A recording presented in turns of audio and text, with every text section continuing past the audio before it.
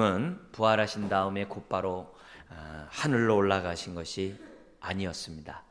40일 동안 약 10번에 걸쳐서 제자들에게 꾸준히 나타나셨던 것을 보게 됩니다. 만약 우리 주님이 곧바로 승천하셨다고 한다면 제자들은 예수님이 십자가에 죽으신 그 목적, 이유를 잘 몰랐기 때문에 제자들은 혼돈과 허탈함에 빠질 수밖에 없었을 것입니다. 그리고 더구나 앞으로 우리는 어떻게 살아야 될지 갈팡질팡 오왕장하면서 그들은 있을 수밖에 없었을 것입니다. 뿐만이 아니라 자신들에게도 예수님처럼 언제 정말 처형당할지 모르는 그 두려움이 그들에게 엄습해 왔기 때문에 그들은 정말 두려움 속에 하루하루 지낼 수밖에 없었을 것입니다. 바로 이런 제자들에게 찾아오셔서 위로하시고 또 용기를 주시고 또 담대함을 주시고 또 뿐만이 아니라 사명을 감당할 수 있는 그런 능력을 주셔야만 했던 거죠. 우리 예수님은 한순간이라도 제자들과 함께 있고 싶었고 또 한 자라도 또 가르치고 싶었던 분이 예수님이셨던 것을 보게 돼요. 그래서 부활하신 다음에 곧바로 승천하지 아니하시고 계속 찾아오시고 또 찾아하시고 오시고 위로하시고 가르치고 또 가르치셨던 것을 보게 됩니다. 여러분이 우리 읽었던 이 하나님 말씀을 한 장 넘기면 사도행전 1장 3절이 나옵니다. 1장 3절을 보면은 예수님이 부활하신 다음에 어떻게 제자들에게 행동하셨는지를 아주 한 절 안에 간략하게 요약하고 있습니다. 같이 한번 읽어볼까요? 그가 고난받으신 후에 또한 그들에게 확실한 많은 증거로 친히 살아계심을 나타내사 40일 동안 그들에게 보이시며 하나님 나라의 일을 말씀하시니라. 부활하신 주님은 지금도 우리에게 찾아오셔서 말씀하시고 가르치고 계십니다. 지금도 두세 사람이 주의 이름으로 모인 곳에 함께 하신다고 약속하신 것처럼 이처럼 예배하는 우리 가운데 주님은 함께 하신 줄 믿습니다. 그리고 또한 말씀을 통하여 우리들에게 가르치고 계심을 믿습니다. 그래서 말씀을 받을 때마다 우리가 주의 음성으로 말씀을 듣고자 하고 믿음으로 아멘하는 이런 자세는 하나님의 기뻐하는 자세인 줄 믿습니다. 말씀을 전하는 저 자신도 하나님 말씀을 듣는 그런 마음을 가지고 하나님의 말씀을 전하고 있어요. 그러면서 우리 주님은 제자들에게 파송하며 위임하며 명령했던 그 명령을 동일하게 하세요. 즉 땅끝까지 이르러 내 증이 되라. 모든 족속으로 제자를 삼아 부활의 증인으로 함께 사역할 것을 오늘 저와 여러분들에게 말씀하고 계십니다. 자, 그런데 오늘 본문에 보면 이렇게 파송을 사명감을 고취시키고 그들을 파송하기에 앞서 우리 주님께서는 그들의 마음을 다루고 있는 것을 보게 됩니다. 왜냐하면 마음이 하나님 앞에 서 있지 않으면 그 어떤 사명도 어떤 말씀도 순종할 수 없다는 것을 우리 주님이 아셨기 때문에 그들에게 일어나서 사명을 명령하고 또 순종할 것을 강요하기보다 먼저 그들의 마음을 다루고 계시는 주님을 보게 됩니다. 자, 그래서 먼저 우리 1절 말씀을 다 같이 읽겠습니다. 이날 곧 안식구 첫날 저녁 때 제자들이 유대인들을 두려워하여 모인 곳의 문들을 닫았더니 예수께서 오사 가운데 서서 이르시되 너희에게 평강이 있을지어다. 여러분, 우리 예수님 부활하신 그날 그리고 그날 저녁에 제자들에게 찾아오셨다고 합니다. 20장 그 바로 앞에 18절을 보면 이미 막달라 마리아를 통해 부활의 첫 목격자인 막달라 마리아를 통해서 예수님이 부활했다는 소식을 들었어요. 그리고 요 낮에는 어떤 일이 있었냐면 엠마오로 가는 두 제자들에게 부활의 주님이 나타나셔서 함께 동행하셨고 그들에게 구약에 있는 말씀을 풀어 해석하면서 고난받으시고 부활하실 것이라는 그 말씀을 가르쳐 주셨어요. 손을 보이신 것이 아니라, 오늘 말씀처럼 손을 보인 게 아니라, 옆구리를 보인 게 아니라 말씀을 풀어주셨어요. 그러자 그들의 마음이 뜨겁고 눈이 밝아지면서 자기들에게 말씀을 가르치고 동행하 가르쳤었던 그 분이 부활의 주님인 것을 깨닫게 돼요.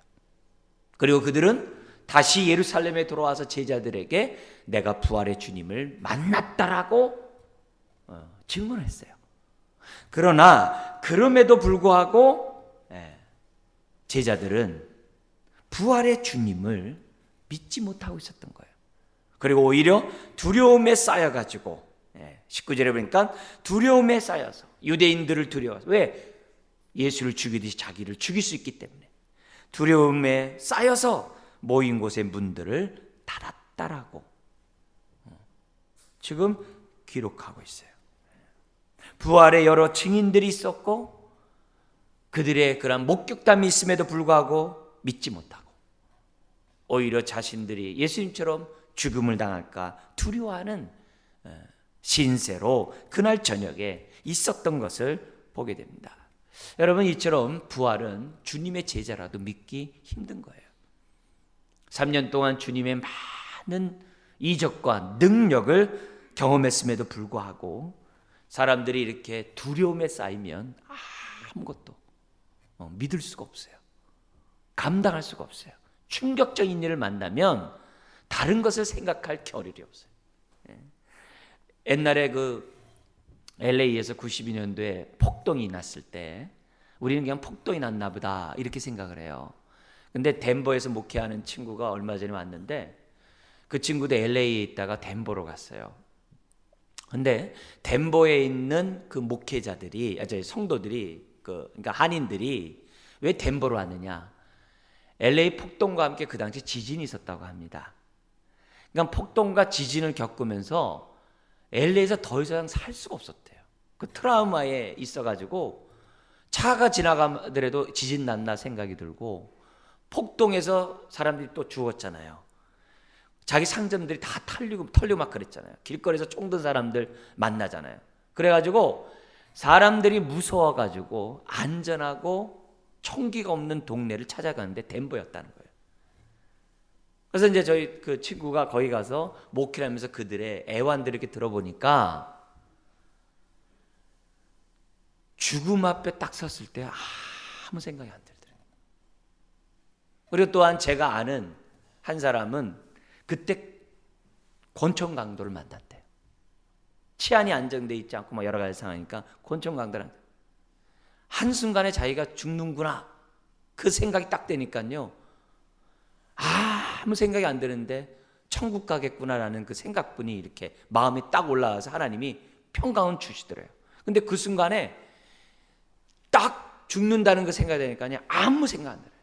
그래서 그 다음부터는요, 동그란 것만 봐도 트라우마에 빠져가지고 헤어날 수가 없었대요. 그래서 나중에는 공황장애까지 앓게 되고 대인기피증도 앓게 되고 어떻게 할 수가 없더라는 거예요. 지금 제자들도 마찬가지예요. 예수님이 십자가에서 못 박혀 죽었을 때 그들은 충격을 받은 거예요. 다른 것을 생각할 수 있는 결의가 아무것도 없어요. 그런데 이런 제자들이 나중에 부활의 증인으로서 순교까지 당해요. 우리는 이런 태도에서 제자들이 부활의 주님을 만나지 않으면 도저히 있을 수 없는 그런 행동들을 하는 것을 발견할 수가 있습니다. 어쨌든 우리 주님은 부활하신 그날 저녁에 더디 믿는, 부활의 목격자들의 증언이 있음에도 불구하고 믿지 않는, 두려움에 휩싸여 문을 잠그고 있는 제자들에게 문을 열고 들어온 게 아니에요. 그들에게 찾아오셨어요.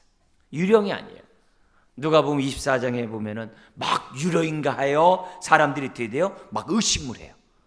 그러니까 예수님 뭐냐면은 내 손과 발을 보고 나인 줄 알아. 또 나를 만져 보라. 영은 살과 뼈가 없을 때 나는 있느니라. 그러니까 앞으로 우리가 부활의 몸이 어떤 몸인지를 예수님이 우리들에게 보여준 거예요. 자, 그러면서 뭐냐면 너희에게 평강이 있을지어다. 두려움에 떨고 있는 제자들, 더디 믿는 제자들에게 너희에게 평강이 있을지어다. 저는 주님의 이 평강이 있을지어다 이 말씀을 딱 읽을 때 얼마나 감사한지 몰라요. 여러분도 동일하게 그런 감사하는 마음에 찾아오기를 주의 이름으로 축원드립니다.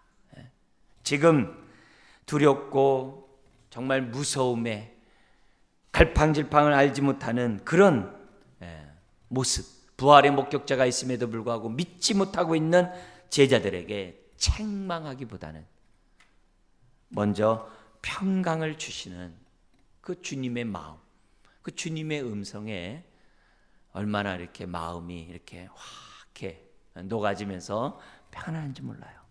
더구나 거기 21절 이하에 보면 우리 주님이 사명감을 다시 그들에게 명령하는데요.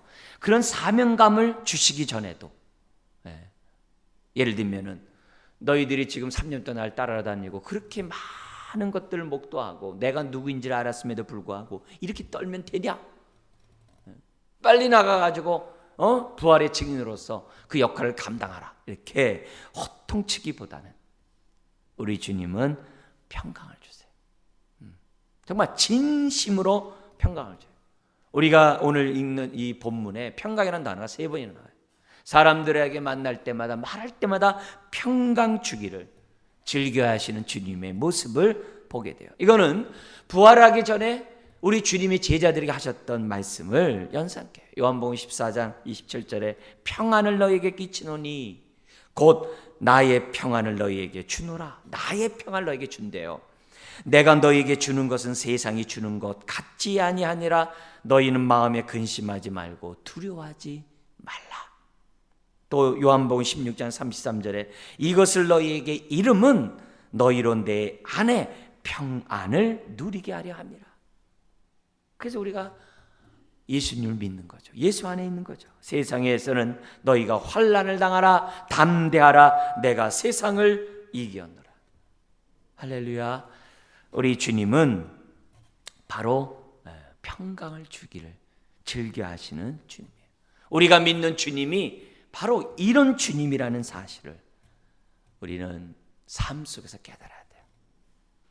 정죄와 책망과 비판에 익숙한 이 세상에서 주님은 우리들에게 평강 주기를 원해요. 많은 두려움과 많은 고통에 휩싸여 있는 이 세상에서 평안을 주시기를 기뻐하세요. 어떤 사업을 성취하기 위해서 개인의 감정이 무시되는 이 세상에 살고 있는 우리들에게 주님은 평강 주기를 원하세요. 그래서 무엇보다도 저와 여러분들의 마음을 열어주시는 분이 우리 주님이에요. 그래서 이사야 61장에 읽는 것처럼 예수님의 첫 누가복음의 회당에서 설교를 했던 그 본문이 뭐예요? 나는 깨어진 마음을 치유하기 위해서 이 땅에 온 자라고 주님은 말씀하셨어요. 그렇기 때문에 우리 주님의 이런 말씀에 따라서 우리들이 신앙생활하면서 무엇보다 가질 것이 뭐냐면 평안이에요. 우리가 임직자로서 사명을 감당하고 직분자로서 사명을 감당하고 하나님의 말씀에 순종하는 삶을 살기 전에 내 안에 평안이 있는가? 주님 안에 나는 거하는가? 주님이 있는 그 평강, 세상이 알지 못하는 그 평강이 나에게 있는가? 먼저 우리들이 물어야 돼. 그리고 그 어떤 것보다도 그 평안이 예수 안에 있음을 확신하고 주님과의 사귐 속에 내가 맛봐야 돼요. 누려야 돼요. 그래야지 우리가 어떻게 돼요? 평안을 전하는 자가 돼요. 그래야지 사람들에게 마음을 전달해 줄 수 있는, 마음을 녹일 수 있는 사람이 될 수 있어요. 비록 시간이 더디더라도 신뢰감을 줄 수 있는 관계를 맺어가는 저와 여러분들이 되어야 돼요. 그러려면은 주님이 우리들에게 먼저 평강 주기를 원하시는 그 마음을 깨닫고 우리가 평강을 누려야만 한다는 거죠. 그래서 우리는 세상이 알 수도 없는 그 평안을 가지고 또 세상 사람들이 나눌 수 없는 평안을 사람들에게 나눠야만 한다는 겁니다. 주님은 두려움 가운데 있는 자들에게 평안을 전했을 뿐만이 아니라 24절 이하에 보면 그날 밤 그 자리에 도마라는 친구가, 제자가 어디가 있는지 없는 거예요. 아마 멀리 도망갔다가 늦게 찾아왔는지도 몰라요. 어쨌든 그날 밤에 도마는 없었어요. 그러자 25절에 이런 말씀이 있습니다. 같이 한번 읽겠습니다. 다른 제자들이 그에게 이르되 우리가 주를 보았노라 하니 도마가 이르되 내가 그의 손에 못자국을 보며 내 손가락을 그 못자국에 넣으며 내 손을 그 옆구리에 넣어 보지 않고는 믿지 아니하겠노라 하니라. 자, 그리고 26절에 보니까 8일이 지났어요. 8일이 지니까 한 주가 지난 거죠. 한 주가 지난 다음에 그들은 또다시 한 곳에 모여 있었어요. 그때는 도마도 함께 있었어요. 그때 문들이 26절에 보면 닫혀 있는데 예수님께 또 찾아오셨어요. 그리고 예수님의 첫 말씀이 뭡니까? 26절에 너희에게 평강이 있을지어다. 그러니까 문을 닫고 있었다는 얘기는 뭐예요? 아직도 그들이 뭐예요?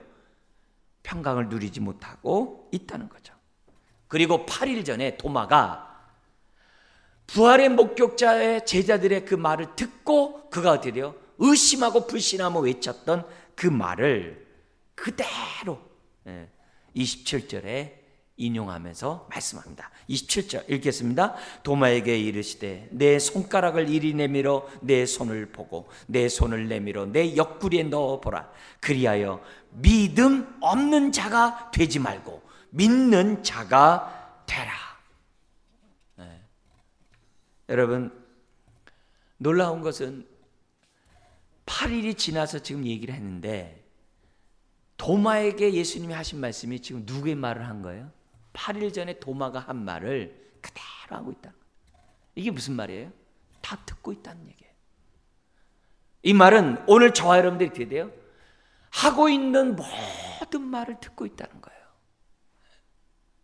은밀하게 말하고 있는 그 모든 것들을 주님이 뭐예요? 다 듣고 있다. 아닌가 다를까 성경에는 우리가 행하는 모든 것들이 하나님의 목전에서 행한 것이라고 얘기를 해요. 여러분, 다 듣고 있다는 것이 우리들에게 한편으로는 우선적으로 불안하게 하겠죠. 그러나 동시에 어떻게 돼요? 평강 주기를 원하시는 하나님을 알면 두려움도 있겠죠. 두려움보다는 위로를 받게 돼요. 두려움보다는 담대함을 얻게 돼요. 두려움보다는 하나님 앞에 어떻게 돼요? 하나님의 은혜를 느낄 수 있는 사람이 돼요. 왜요?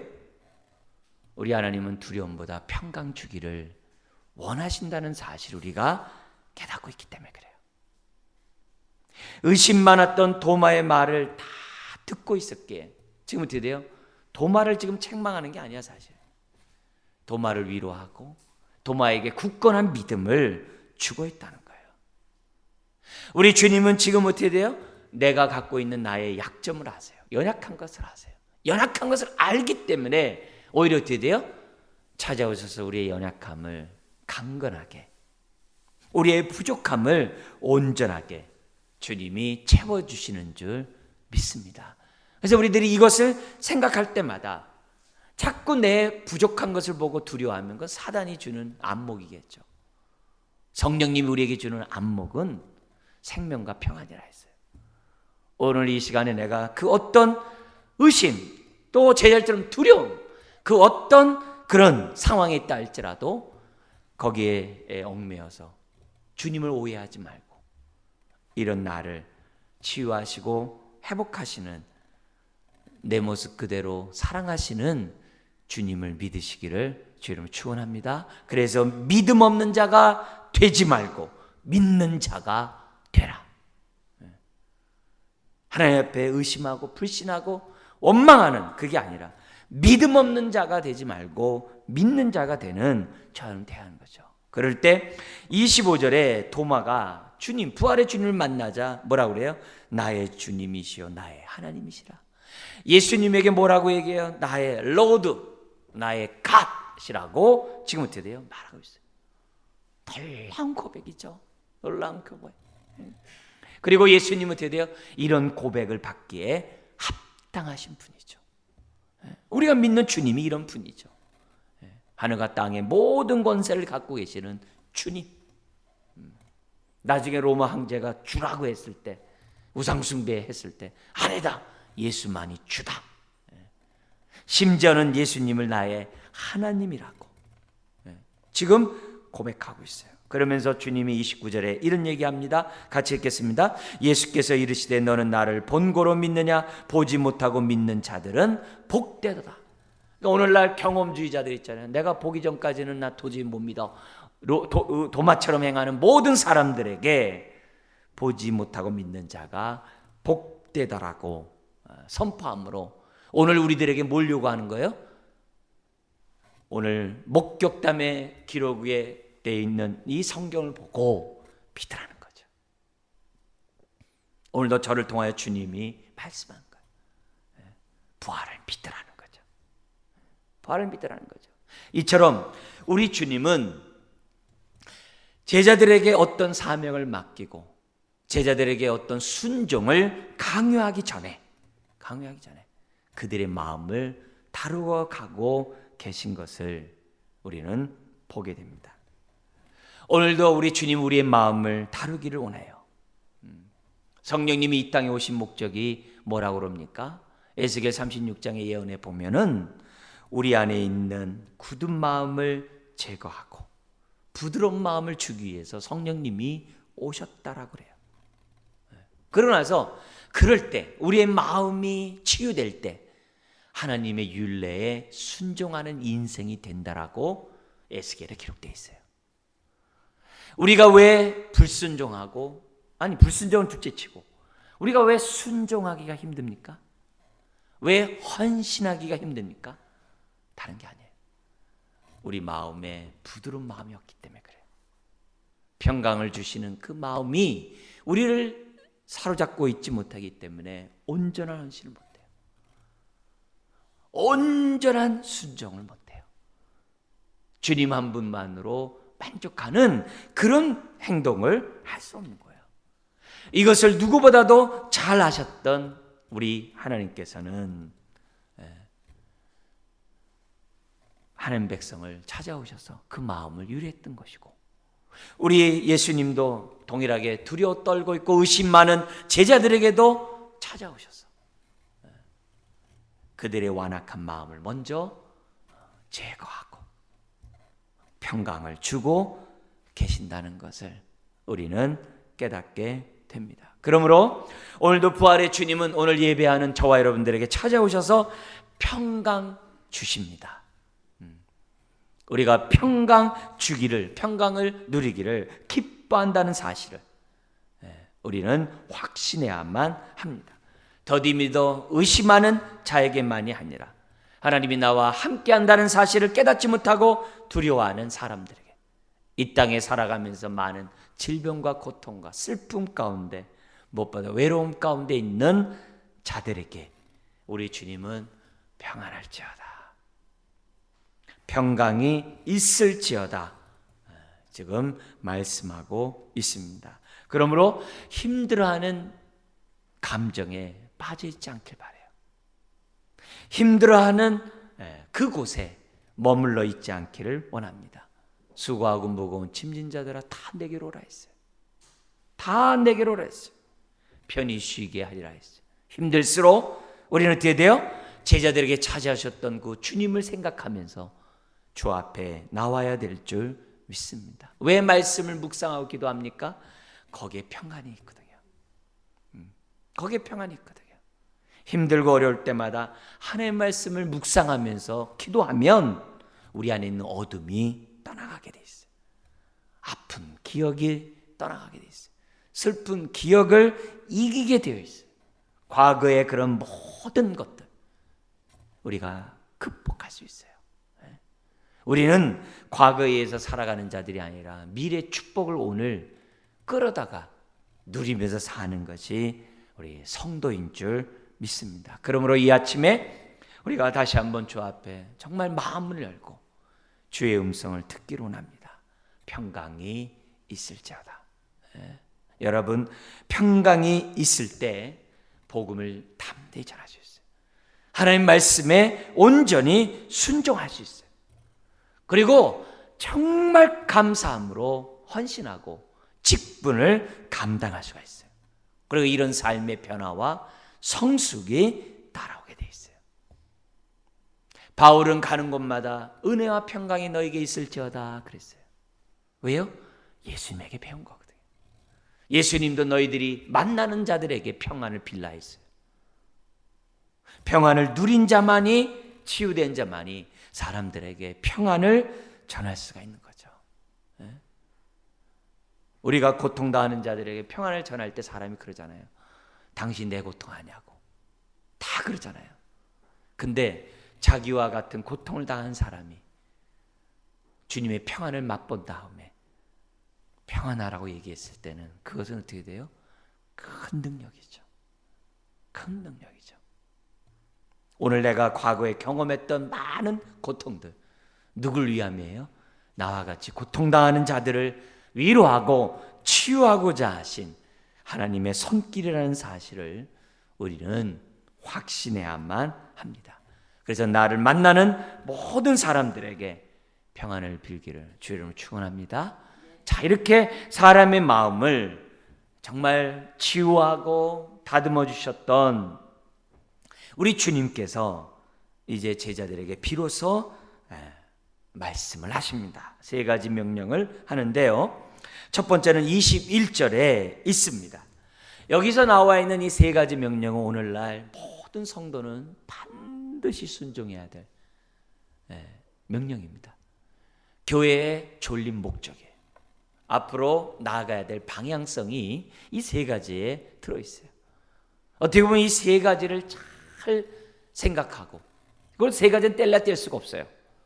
이 세 가지 기초 위에 든든히 선 성도가 건강한 성도고 건강한 교회입니다.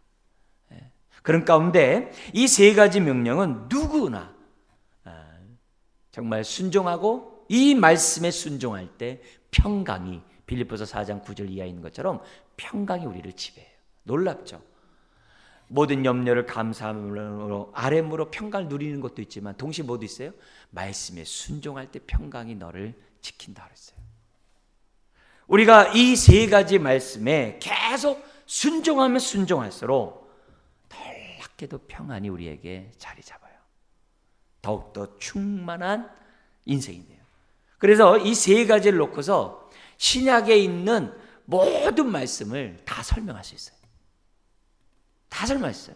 그만큼 중요한 세 가지 아주 핵심 가치를 지금 우리 주님은 말씀하고 있습니다. 첫 번째는 뭐냐면 아버지께서 나를 보내신 것 같이 나도 너희를 보내노라. 주님이 우리를 부르신 이유가 뭐냐? 보내기 위함이라는 거죠. 그래서 보내는데 누가 보내는 거예요? 내가 너희를 보낸다. 그래서 우리가 보냄을 받은 저와 여러분들은 누구로부터 보냄 받은 자예요? 주님으로부터. 그래서 우리는 뭐가 있는 거예요? 권위가 있는 거예요. 자격증이 있는 거예요. 졸업장이 그 사람에게 그런 권위가 있잖아요. 그런 것처럼 주님으로부터 보냄 받았다는 이 사실이 신적 권위를 갖고 있는 거예요. 그리고 신적 권위를 갖고 있는 사람의 특징은 들은 대로 말해야 돼요. 성경의 그 원칙이에요. 들은 대로 전하는 거예요. 그게 보냄을 받은 신적 권위를 부여한 자의 태도예요. 그래서 황제의 권위를 받고 파송을 받은 사람이 어떻게 돼? 다른 거 전하면 안 되잖아요. 황제의 그런 말만 전하면, 글만 보여주면 되는 거예요.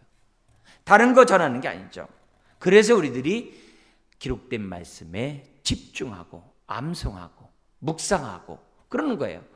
두 번째 명령이 나옵니다. 22절에 나오고 있는데 뭐라고 해야 되냐면 숨을 내쉬며 이르시되 성령을 받아라.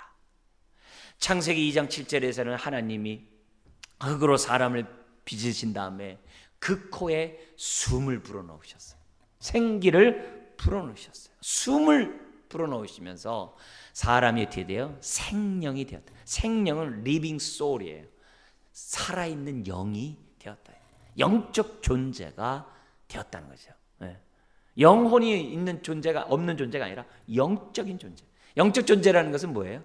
하나님의 형상을 따라 지음받았고 하나님의 뜻을 분별하고 하나님과 교제를 나눌 수 있는 그런 존재로 만들었다는 거예요. 그런 존재를 만들어요. 그래서 그런 것처럼 새 창조도 똑같이 숨을 불어넣으시면서 뭐라고 얘기해요? 성령을 받아라.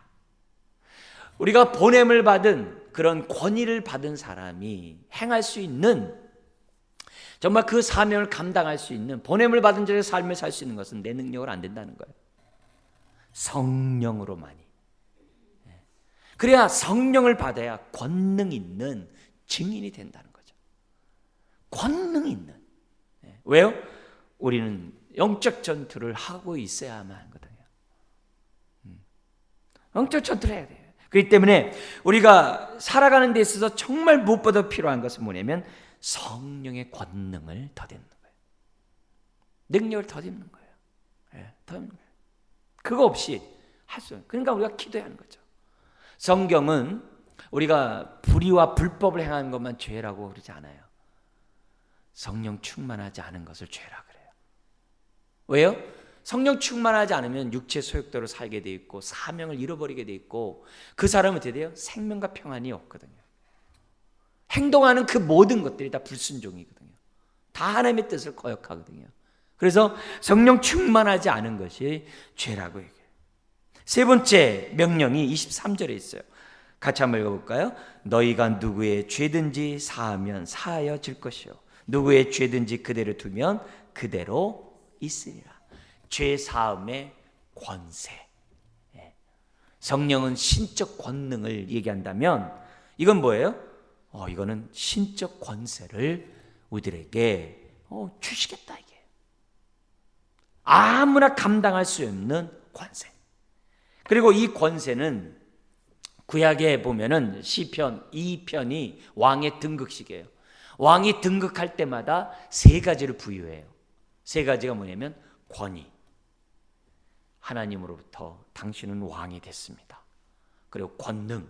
당신에게는 이 세상을 통치할 수 있는 권능이 있습니다. 권세. 당신의 무릎 앞에 모든 백성이 무릎 꿇을 것입니다. 이 얘기를 왕이 등극할 때마다 이스라엘 백성이 그 왕 앞에서 이렇게 선언을 해요. 그 대표적인 게 시편 2편인데 거기가 뭐예요?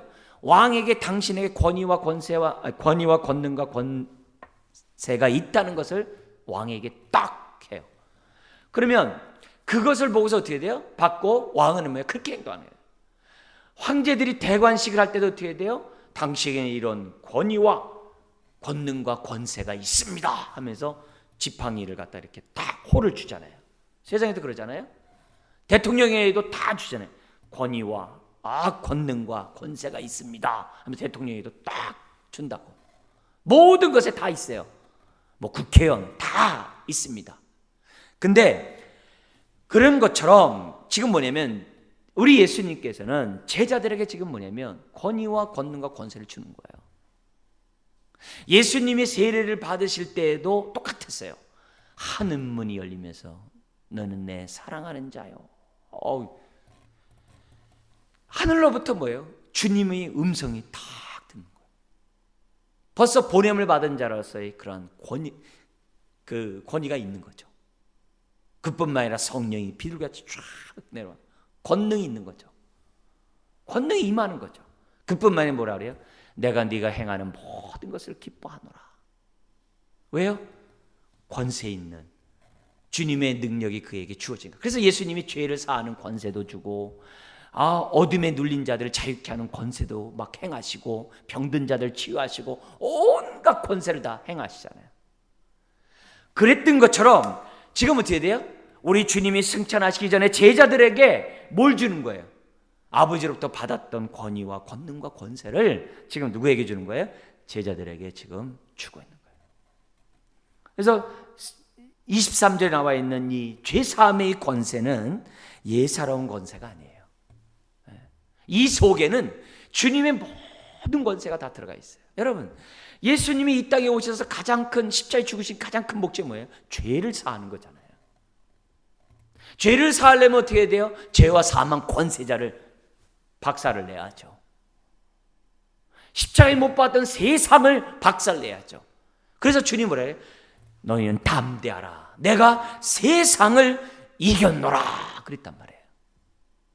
세상을 이겼다. 그러니까 예수님이 다 이 세상을 이겼기 때문에 우리에게 뭘 주는 거예요? 권세를 주는 거예요. 그 권세의 정점이 뭐냐면 죄사함의 권세예요. 로마서 16장에 보면은 어떤 말씀이 있어요? 바울이 로마 교인들에게 말하죠. 사탄의 머리를 속히 짓밟기를 원하노라 그러잖아요. 우리들에게 요구하는 게 그거잖아요. 사탄의 머리가 너희들이 빨리 짓밟기를 원한다. 그러니까 우리는 사탄의 머리를 짓밟을 수 있는 권세가, 우리에게 철장의 권세가 주어졌다는 것을 성경 우리들에게 말씀하고 있어요. 그러니까 우리는 어떻게 해야 돼요? 이런 권세를 받았다는 것을 확신하고, 누가 이겼기 때문에? 예수님이 이겼기 때문에. 우리는 어떻게 돼요? 이 세상을 정복해 나갈 것을 요청하고 있다는 거죠. 더구나 우리는 부활하신 주님을 모습에 보면서 부활의 첫 열매가 주님인 것을 우리는 확신해요. 그리고 주님이 보좌 우편에 앉는 것처럼 우리도 주님 보좌 우편에 앉을 것을 확신해요. 그런 승리의 확신을 가지고 물질에 지지 말고, 질병에 지지 말고, 외로움과 같은 감정에 지지 말고, 슬프고 고통스러운 그런 데 지지 말고, 세상 유혹에 지지 말고 당당하게 살아가라는 거예요. 왜요? 세상 모든 권세를 복종시킬 권세가 우리에게 주어졌다는 거예요. 그 얘기를 지금 보냐면 23절에 제자들에게 또 오늘 저와 여러분들에게 하고 있다는 거예요. 그러므로 우리는 이 세 가지 하나님의 이 축복을 우리들이 확신할 때 우리는 뭐가 될 수 있어요? 부활의 증인이 되는 거예요. 부활의 증인으로서의 건강한 개인, 건강한 가정, 건강한 교회를 세워나갈 수 있고 하나님이 기뻐하는 저와 여러분들이 될 수 있다는 겁니다. 부활의 주님은 처음부터 우리들에게 이런 부활의 증인으로서의 삶을 살라고 하잖아요. 물론 그동안에 누누이 말씀했지만 제자들의 형편과 처지와 마음을 감찰하시고 그들의 부족하고 연약하고 더디 믿고 고쳐야 될 부분들을 먼저 고치신 다음에 땅끝까지 이르는 증인이 되라, 모든 족속으로 제자를 삼아 부활의 증인이 되라고 명령하고 있다는 겁니다. 사랑하는 성도 여러분, 오늘 우리는 이 시대에 살아가면서 많은 하나님의 명령을 받고 있고 또 우리가 어떻게 살아야 될지 우리는 머리로 잘 알고 있습니다. 그리고 또한 그 말씀에 살려고 몸부림치면서 우리는 순종하고 넘어져도 또 일어서서 순종하며 살아가는 게 우리들입니다. 자, 그러나 이 시간에 오늘 이 말씀을 통하여 우리가 정말 조금이라도 덜 쓰러지고 조금이라도 더 많이 순종하고 조금이라도 기쁨으로 더욱더 헌신하고 조금이라도 하나님의 기쁨이 더욱더 되기 위해서는 어떻게 해야 되는가? 우리가 평안을 누리시기를 주의 이름으로 축원합니다. 오늘 주님이 우리에게 하시는 말씀 제가 대신 읽어드리겠습니다. 너희에게 평강이 있을지어다. 할렐루야. 기도하겠습니다. 하나님 아버지, 우리의 삶이 너무나도 많은 일들로 인하여 우겨싸이고 찌들고 고통과 아픔과 슬픔과 괴로움 가운데 있는 것이 우리들입니다. 환경에 눌리고 사람에게 치이고 여러 가지 여건들 앞에 역부족이고 갈 바를 알지 못하는 것이 우리들입니다. 하오나 부활의 주님이 우리에게 찾아오셔서 평안을 주시니 감사합니다. 모든 염려를 감사함으로 아뢰므로 평강을 누리라고 했는데 주여, 평강 주기를 원하시는 그 하나님 앞에 온전히 순종하게 하여 주옵소서. 사명을 감당하기 전에 평안 없이 사명 감당하지 않도록 도우시고, 사명을 감당할 때마다 평강을 달라고 예수 안에 거하는 주님의 자녀들 다 되게 하여 주옵소서. 또한 우리가 이런 사명에 순종할 때 더 큰 평강을 우리에게 주시니 감사합니다. 오늘 머리 숙인 모든 자들에게 평강을 누릴 뿐만이 아니라 평강을 전하는 하나님의 자녀 다 되게 하여 주옵소서.